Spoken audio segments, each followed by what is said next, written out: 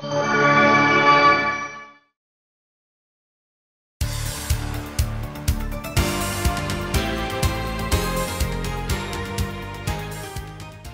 반갑습니다. 미국에서 바라본 한반도의 오늘 34회 시작하겠습니다. 자, 오늘은 딜레마에 빠진 오바마의 그 외교 정책, 이것이 한반도에 어떤 영향을 미치겠는가, 이런 주제로 얘기를 좀 해보겠습니다. 자, 오늘도 미국에서 김원식 선생님 모셨습니다. 반갑습니다. 예, 반갑습니다. 안녕하세요. 예. 자, 최근에 그 이라크 문제가 또 다시 불거지고 있습니다. 이라크의 그 이슬람 급진주의 세력으로 알려져 있죠. IS. IS라고 하기도 하고요. 그래서 이슬람 국가를 선포를 한 단계까지 이르렀습니다. 자, 이 IS를 없애겠다는 명분으로 오바마 정부 다시 이라크에 군사 개입을 시작했는데요. 자, 이라크에서 철군을 결정하고 이라크 전쟁에 대해서 아주 맹비난했던 그 오바마, 그리고 오바마 행정부가 다시 중동에 이제 개입하는 그런 모양새입니다. 그래서 오바마 행정부의 외교 정책이 딜레마에 빠진 거 아니냐, 이런 분석들이 있습니다. 그래서 요 얘기를 좀 중심으로 진행을 하고, 그다음에 한반도 문제로 좀 시야를 좀 돌려보겠습니다. 자, 우선 첫 번째는요, 그 IS, 이슬람 급진주의, 이슬람 국가, 이 측에서 최근에 2명의 미국 언론인을 참수하는 동영상을 공개를 했습니다. 네. 그래서 이것이 이제 미국에서 또 여론이 좀 분분한 상황으로 알고 있는데요. 미국의 최근 뭐 현황에 대해서 한번 요 관련해서 현황이 어떤지 말씀 좀 부탁드리겠습니다. 예, 그렇습니다. 그 말씀하셨다시피 이 IS라는 이슬람 그 수니파죠. 근본주의를 지향하는 그 어떤 무장 세력들이 이라크와 또 시리아에도 있습니다. 시리아에서 이렇게 최근에 한 6개월 사이에 급격하게 이라크 내에서 세력을 확대했습니다. 그냥 그 수도 다가다가 장악하려고 하니까 공습을 해서 일단은 그 어느 정도 차단했는데, 그러다 보니까 IS가 이제 그동안에 아마 한 5명에서 10명 그 이상을 지금 억류하고 있는 모양인데, 미국인 기자들, 그 저널리스트를 한 2일날, 12일 전에 한 사람, 또 2일날 그렇게 아주 잔인하게 참수하는 동영상을 공개를 했던 거죠. 근데 이게 굉장히 파급 효과가 큽니다. 첫 번째, 좀 이따가 말씀드릴 북한 문제하고도 비슷한 연관인데, 어쨌든 미국 행정부는, 미국 정부는 대외적으로든 자국민의 안전, 우리가 뭐 소위 말하는 라이언 일병 구하기라는 영화가 대표적이지만, 어쨌든 간에 내부적으로는 자국민을 구해와야 된다, 이런 게 기본으로 하기 때문에 자국민이 처참하게 살해되는 걸 보면서 미국이 굉장히 지금 오바마 아주 그냥 뭐 하느냐, 전면 공습하라 이러고, 또 특히 오바마가 공습하면서 이렇게 아직까지 IS에 대한 어떤 전략은 없다. 사실 그 의미가 신중해야 된다. 왜냐하면 이라크 전쟁에서 워낙 당했기 때문에 그런 의미인데, 그 발언을 두고 많은 비판이 일었는데, 또 IS가 다시 한번 이렇게 또 한 사람을 참수하는 동영상을 공개하면서 굉장히 미국 여론이 들끓고 있고, 보수 언론들은 역력하게 비난하고 있는 그러한 상황입니다. 군사적 개입에 대한 지지 여론이 굉장히 높은 건가요? 그렇지는 않습니다. 이제 그게 왜 그러냐면, 그런 어떤 동영상을 보면서 IS가 무엇을 노리는지는 모르겠지만, 제가 이제 말미에 얘기 드리겠지만, 굉장히 잔인하고 끔찍하고 분노가 치밀어 오는 거는, 우리도 과거에 그 IS 전신이라 할까요? 김선희 씨 그런 거 보면 끔찍하죠. 어떤 분노가 있고 한데, 그걸 바로 군사적 공격을 하라는 여론까지는 안 가는 이유가, 미국이 과거 지금 12년 이상을 그 중동 전쟁에 미국 국민들이 뭐 비었다 해야 됩니까? 아주 그냥 엄청난 고통을 받은, 그리고 미국 군인들도 많이 죽고 경제가 침체하고 그런 게 있기 때문에, 바로 또 그런 걸 반영해가지고 미국 국민의 그 과반수 이상을 반영해서 오바마가 당선된 거기 때문에 미국 국민들이 굉장히 혼란스러운 거죠. 근데 이제 보수 쪽이나 레프콘이나 공화당은 아주 이게 이제 전면적으로 나가라. 그런 과정에서 오바마가 제한적인 공습도 코너로 몰리고 있는데, 이런 상황이 지금 급격히 발전하다 보니까 굉장히 딜레마에 빠지는, 왜냐하면 이렇게 가다가는 또 어떻게 될지도 모르고 뭐 여러 가지 전쟁들을 수행해야 되고 그런 상황입니다, 현재까지. 네.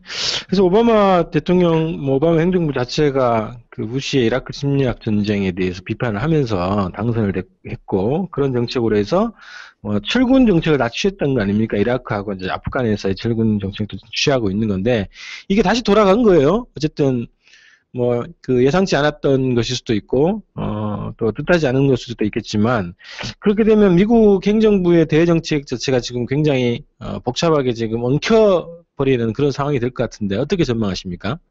예, 그렇습니다. 그래서 지금 예를 들어서 하나 말씀드릴 거는, 뉴욕타임즈에 보면은, 탐 프리드만이라는 유명한 칼럼니스트가 있습니다. 이 사람은 실질적으로 이라크 전쟁 지지자입니다. 근데 그분이 이제 칼럼니스트도 한 이틀 전에 뭐라고 썼냐면은, 정확한 지적을 했어요. 왜냐하면, 우리가 이라크 전쟁을 했을 때 쉽게 이겼다. 근데 포스트월, 그 전쟁 다음에 플랜이 없었다. 그래가지고 우리는 10년 동안에 어마어마한 걸 당해왔다 이거죠. 이번에 급하게 또 전략 없이 이렇게 나간다는 건 또 그러한 걸 행동을 할 수가 있고, 또 실질적으로 지금 IS가 그런 걸 노릴 수도 있다. 그게 열받게 만드는 거죠. 쉽게 하면은. 또 한 가지는 지금 현재 굉장히 잔인하고 어떤 파급 효과는 크지만 현실적으로 미국민이 어떤 위협에 처한 건 아닙니다. 근본적인 뭐냐면 이런 IS가 나중에는 미국 본토 공격을 하고 미국에 대해서 엄청난 위협이 될 거다 하는데, 국가 대테러 센터 NDC라고 소장이 이제 정치인들이 뭐라 하냐면은 이거 미래의 9.11을 막아야 된다니까, 국가 대테러 소장이 굉장히 정보를 많이 갖고 뭐라 했냐면, 알카에다, 과거에 일어났던 알카에다만 그런 조직이 아직 아니다. IS라는 게. 이렇게 현실적으로는 자기네들 분석을 다 하는데, 네프콘이나 이런 데서 명분을 세우는 거죠. 미래의 우리 자국민에 대한 위협이다.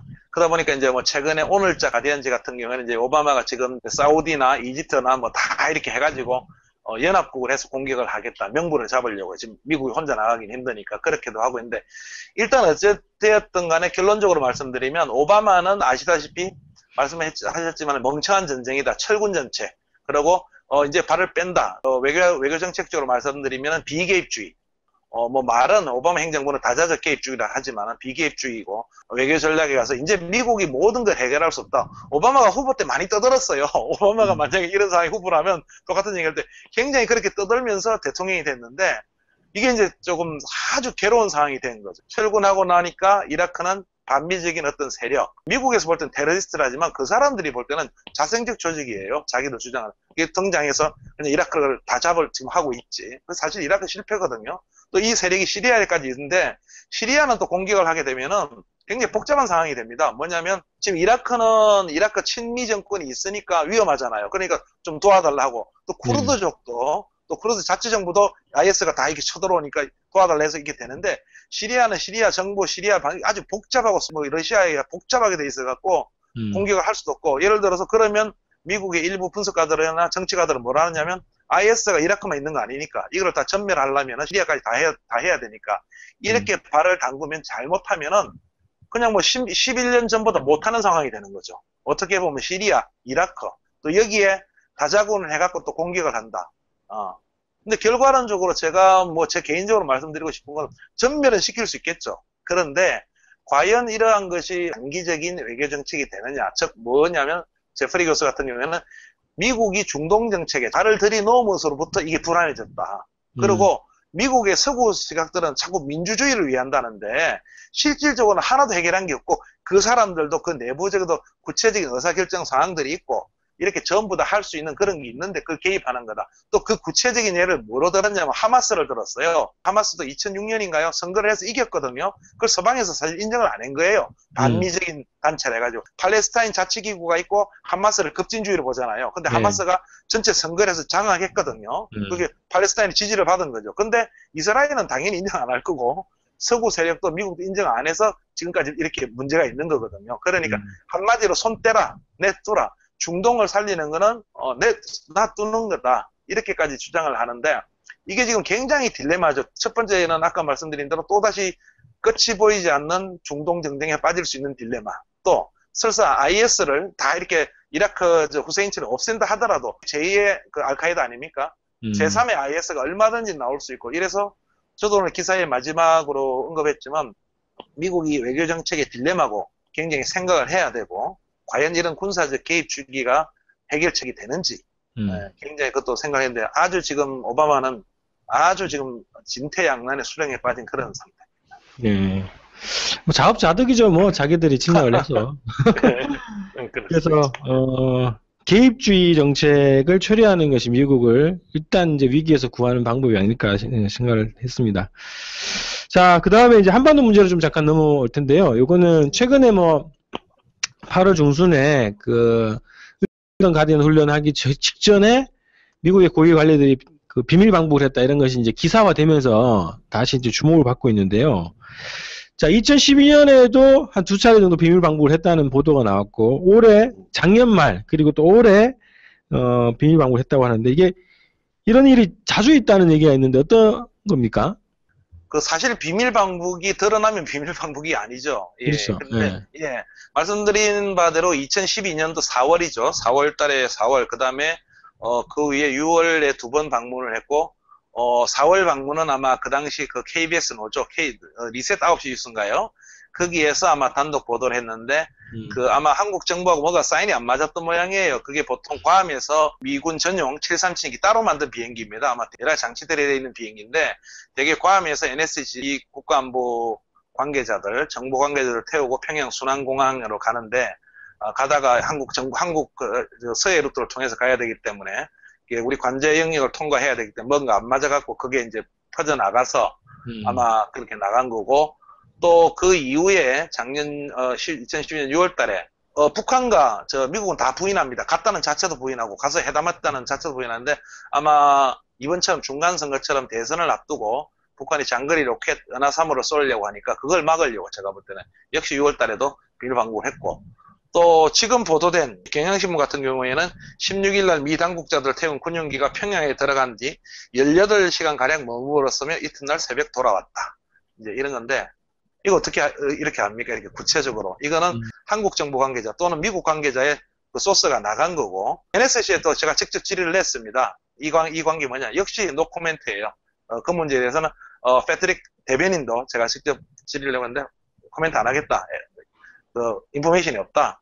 인포메이션이 없을 수가 없죠. 사실은 주권방송을 통해 처음 말씀드리지만 그런 거고, 동아일보가 또 작년 하반기 아마 11월로 제가 알고 있는데 또 갔다 왔다. 그때 지금 응유된 분 말고 아마 80 다 된 분이죠. 정보요원 출신의 과거 한국전쟁 때. 근데 그분 석방해 오기 전에 또 갔다 이런 거고, 그렇게 미국의 어떤 그 문제가 있을 때는 이렇게 실제로 가고 있고, 이렇게 되다 보니까 미국은 아까 좀 전에 말씀드린 이라크 문제하고 비슷한 겁니다. 이렇게 자국민이 어떤 속박이 돼 있다든지 이러면 석방을 해와야 되는 이런 문제가 있기 때문에 중간 선거를 앞두고 이번에도 갔을 거고 자주 합니다. 네네. 최근에 또 그 평양에서 국제 무슨 레슬링 대회가 열렸는데 여기에서 네. 그 외신들이 갔고, 그 중에서도 CNN 기자들이 그 북에서 지금 억류되어 있는 3명의 미국인들을 이제 인터뷰를 했습니다. 네. 그리고 이제 방금 말씀드렸던 이제 북미 간의 이제 비밀 방북 이런 게 있었고, 9월 달에 리수영 북한 외무성이 15년 만에 유엔 연설을 하기로 돼 있어서 뉴욕을 방문한다 이런 얘기가 있습니다. 그래서 자, 북미 간에 뭔가 이제 어떤 조짐이 있어 보이는데 앞으로 향후에 이제 북미 관계가 어떻게 될 것인지 그 전망에 대해서 좀 들어보겠습니다. 예, 우선 짧게 말씀드리면 뭐가 안 맞는 모양이에요. 비밀 방북을 해가지고 북한 억류 3인 문제, 시민 3인 문제만 논의하진 않았겠죠. NSC 관계자가 분명히 갔을 거고, 그렇게 비행기 가면 간다는 게 간단한 문제가 아니고, 국무부 한반도 담당 관계자 당연히 갑니다. 여러 명들이 한 10명 이상이 가는데, 여러 가지 문제를 논의했는데 잘 안 됐겠죠. 잘 안 됐다고 보도도 나오고. 그래서 어찌됐든 간에 이 미국민이 억류됐다. 어떤 포로로 잡혔다. 또 아까 말씀드린 어떤 이렇게 처형이 됐다. 이건 심각한 문제이기 때문에 북한 입장에서 사실은 의도적으로 미국의 아킬레스건을 건드린 겁니다. 그렇기 때문에 제가 북미 관계가 뭔가 잘 안 이루어졌다고 보는 거고, 그래서 예정에도 CNN 기자를 오래 해가지고 5분씩 해가지고 밀레죠. 그 다음에 젊은 친구가 제프리 파월, 그 다음에 우리가 잘 알고 있는 케네스 배, 세 사람을 다 인터뷰를 하게 해가지고 명령을 한 겁니다. 상당히 의도적이죠. 의도적이고, 그만큼 무관성을 앞두고 미국에 압력을 넣는 거예요. 실질적으로 말씀드리면. 그래서 압력을 넣는 상황이고, 그 압력을 넣는 거는 지금 미국 간에 별로 합의가 안 되고 있다는 거고, 또 미국이 굉장히 괴로운 게, 유사일에 3명이나 억류된 게 또 처음이고, 또 여기에 대해서 과거에 굉장히 지미 카터, 그 다음에 빌 클린턴이 다 가서, 어쨌든 빼온 겁니다. 어쨌든 빼오면서 굉장히, 미국 입장에서는 자국민을 보호한다. 이렇게 했는데. 근데 그것도 사실은 전부 미국이 어떤 자기 발을 담근 거예요. 그게 굉장히, 노스 코리아, 북한의 어떤 억류가 됐다면 굉장히 막 북한을 이상한 나라 만들어 놨기 때문에. 그러니까요. 미국 굉장한 걸로 알아요. 그게 아직 2사람은 재판도 안 받았죠. 케네스 벤은 15년이 됐고. 어쨌든, 저번에 여기자들도 국경을 잘못 넘어갔다가 비밀 취재한 거죠. 잡혀서, 빌 클린턴이 빼왔죠. 아마 빼온 거고 했는데.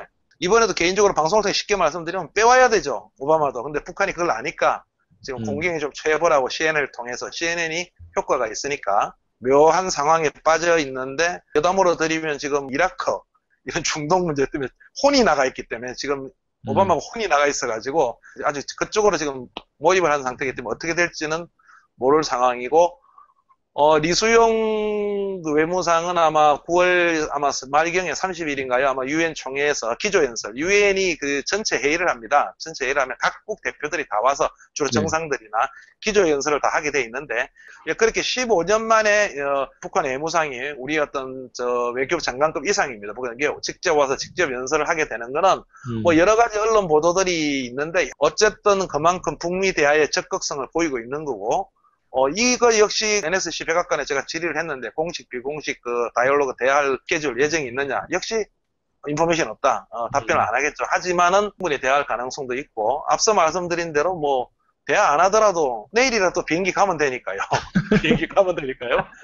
자주 갑니다. 자주 갑니다. 네, 아주 가면 되니까, 북미 간에는 아주 대화를 잘 하고 있어요. 사실은. 물밑에서는. 그런데, 북한은 간단히 말씀드리면 조미 평화 수교, 즉 조미 하자는 거고, 한반도 평화 체제 구축하자, 정전 협정으로 하자, 이런 거고, 또 핵 보유 인정하라. 요즘 더 나가면은 더 강력하게 보면 여러 가지 그런 건데, 미국은 그거 안 해주겠다는 거고, 안 해주겠다는, 끝까지 안 해주겠다. 지금 끝없는 싸움의 전쟁으로 가는 형태인데, 물밑 대화는 많이 하고 있고, 그래서 북한이 좀 더 적극성을 띠고 이제 리수용 외무상이 지금 또 유엔에 오는 거고, 그리고 또 미국 입장에서는 또 이 3명, 억류된 3명도 빼내와야 되는 중간선을 앞두고 그런 상황이라서 어떤 대화의 어떤 진정 가능성은 충분히 보이는데, 단 한 가지, 지금 전체적으로 볼 때 전반적인 근본적으로 북미 관계가 개선될 가능성은 거의 없다. 왜냐하면 미국의 어떤 미국 정책이 변하지 않는 이상은. 단 그러나 이 3명 문제도 있고 하기 때문에 부연적인 어떤 변화는 있지 않을까. 그 과정에서 육자의 재개 가능성이라도 이런 것도 될 수 있지 않을까. 이 다리를 거쳐서 연말 가서 분위기가 어떤 변화되지 않을까. 또 한 가지는 또 역으로는 이런 경우도 있습니다. 이게 잘 마무리가 되지 않으면 역으로 북한이 장거리 로켓을 10월 달에 발사하고 또 핵실험까지도 할 수 있는 가능성도 충분히 있습니다. 근데 그 와중에서 북한이 아마 모든 카드들을 이번에 다 써놓을 거로 봅니다. 중간선거를 노리고. 오바마가 지금 코너에 몰려 있어요. 지금 하원은 지금 민주당이 장악하고 있는데 거의 지금 분위기가 넘어갈 분위기입니다. 그렇게 되면 상원은 원래 지금 공화당이고, 또 선거 끝나도 공화당이 될 가능성이 거의 농후하고, 그러면 상하 양원을 다 뺏겨버리면 한마디로 말하면 여소야대가 돼갖고 대통령이 아무것도 못합니다. 레임도 빨리 오고 예산 통과 안 되기 때문에. 그래서 그 와중에 북한이 강력하게 나가버리면은 공화당이 더 유리할 수 있거든요. 예를 들어 이렇게 3명, 너는 대통령이 3명도 못 빼내오고 있다. 그리고 북한이 지금 또 쐈다. 또 장거리 로켓 쐈다. 이러면 한 방에 갈 수 있기 때문에 강력한 카드가 되는 거죠. 북한의 외교 정책자들이 이 점을 잘 알고 있고, 지금 강석주 노동당 국제담당 비서도 지금 유럽을 가고, 이런 이렇게, 전방위 외교 전략으로 나가는데, 핵심적으로 다시 말씀드리면 9월, 10월, 미국이 11월 5일이 선거기 때문에 특히 9월달, 또 10월달까지 국제정책적으로, 외교 분석적으로 북한이 이 지금 억류 3위 문제, 굉장히 중요한 카드입니다. 그 다음에, 왜냐면 이것도 못 빼내오고, 또 만약에 북한이 9월 말이나 10월 달에 장거리 로켓을, 인공위성입니다. 인공위성이라도 똑같은 기술이 발사한다 이러면 공화당이 가만히 안 있고, 오바마가 일거에 또 무너지는 거죠. 이 카드를 북한이 강력하게 써먹을 것입니다. 그래서, 아마 또 어떤 반대 급부적으로 어떤 걸 또 육자들만 하다든지 이렇게 하는 그런 아주 묘한 상황이 되고 있습니다. 그래서 공식적인 회담을 하든 안 하든 9월달, 10월달은 미국 중간선거를 앞두고 묘한 상황이 되면서 북미 간에 접촉을 할 수밖에 없는 그런 상황이 되고 있는 거죠. 근데 지금 현재는 미국은 저 중동 문제에 완전히 지금 혼이 나가 있고 정신이 빠져 있는 상태지만, 북한 문제도 해결해야 되는, 특히 현실적으로는 억류된 미국의 시민 3명도 해결해야 되는 그러한 상황에 지금 오바마 행정부는 빠져 있습니다. 이게 역으로 딱 보니까 8월부터 8, 9, 10월까지 이렇게 쭉 그 중간선거를 앞두고 미국 입장에서는 어쨌든 그 대화를 해 나갈 계획을 세울 수밖에 없는 그런 상황에 처해 있다고 보여지고, 8월달 대화가 선생님께서는 이제 합의가 잘 안 된 것 같다 이렇게 분석을 하시는 거고, 어쨌든 9월달에 그 외무상의 이제 뉴욕 방문, 그 다음에 10월달에 그 다음에 어떤 모습이 펼쳐질 것인가가 또 주요 또 관심사가 되겠군요. 그렇죠. 8월 16일 날 방북을 했다는 거는, NSC 관계자가 했다는 건 중요한 의미가 있습니다. 뭐냐면 북한은 이겁니다. 지금 어쨌든 북한 입장에서는 일종의 사면 제도를 베풀어 주는 건데 얻을 건 얻어야 됩니다. 그러면 북한은 당연히 한미 군사훈련에서 뭔가를 얘기했을 거고 8월 16일 날 그 회담을 요구 조건을 내걸었을 겁니다. 몇 개. 예를 들어 거기에 따른 그 답을 생각에 맞게 못 준 거죠. 어느 정도는 제시했을 거예요. 미국이 어느 정도는. 그게 북한이 노예했던 건 아직 시간이 있거든요. 왜냐하면 9월이 있고 10월이 있기 때문에 너희들 그냥 가라. 너희들 가고 그 정도 갖고는 하려면 그냥 가라 해서 그냥 온 거고 그러다 보니까 그 과정이 누구에 의했든 간에 물론 북한 쪽에서 나온 건 아니지만 비밀 강국이 있었다는 게 이렇게 또 오픈이 됐고 9월, 10월에 또다시 북미 간에 만나가지고 상호 이제 주고받기죠. 그걸 할 가능성이 충분히 있는 겁니다. 그렇게 북한이 어느 정도까지 이걸 받아서 석방을 하느냐 현실적으로는 그리고 그 과정에서 향후 어떤 더 나은 합의들도 있을 수 있겠죠. 예를 들어 미국이 이 석방이 좀 중요한 게 아니고 제가 말씀드렸다시피 북한이 카드를 하나 더 내올 수도 있는 겁니다. 우리 장거리 미사일은 우리 10월 달에 쏘겠다. 10월 미국이 깜짝 놀랄 거 아니에요. 예를 들어서 너 무슨 얘기냐 이런데 아니 인공위성 쏜다 했지 우리가 이제 미사일 쏜다 했느냐 예를 들어서 그 하나 더 발사하는데 뭐 문제 있느냐 근데 미국 문제 있죠. 난리가 나고 여러 가지 고단위 카드를 북한이 아마 9월 10월에 쓸 거고 미국도 좀 괴롭겠죠. 왜냐면 미국 정책이 지금 변하지 않고 있는데 결론적으로는 북한이 너희들 정책 조금 이제 변화시켜라 이렇게 지금 고단수 전략을 지금 쓸 수 있는 것 같고 미국도 북한 문제도 또 현실적으로 딜레마에 빠질 수 있는 이게 저번 대선에 딜레마에 빠져가지고 급히 가가지고 일단 미사일 쏘는 거 막는데 성공했거든요. 네. 무슨 반대급부를 줬는지는 저는 모르겠어요. 어찌됐든 간에. 이번도 그런 상황입니다. 예. 어쨌든 뭐 북쪽 입장에서는 10월 달에 이제 당 창건 기념일이니까 그걸 맞춰서 그렇습니다. 미사일이든 뭐 핵시험이든 이거를 충분히 뭐 할 개연성이 있어 보이네요. 근데 북미 간의 대화가 어느 정도 수준에 있는가에 따라서 좀 뭐 양상이 달라질 수도 있겠지만 예, 언제든지 뭐 미사일은 내일에도 쏠 수 있고 핵실험도 내일도 할 수 있고 다 있는데 이제 그 하나의 어떤 카드로 지금 준비를 다 하고 있는 거죠. 예. 네네. 자, 알겠습니다. 그래서 오늘 그 오바마 행정부의 외교 정책, 딜레마에 빠진 외교 정책을 좀 분석을 해봤고요. 그거에 따라서 이어지는 한반도 정책 어떻게 될 것인가 좀 분석을 좀 해봤습니다. 자, 오늘 함께 해주셔서 고맙고요. 추석 잘 보내시고 추석 지나고 다시 뵙겠습니다. 예, 감사합니다. 추석 잘 보내십시오. 네. 저희도 추석 이후에 시청자 여러분 다시 만나 뵙겠습니다. 고맙습니다.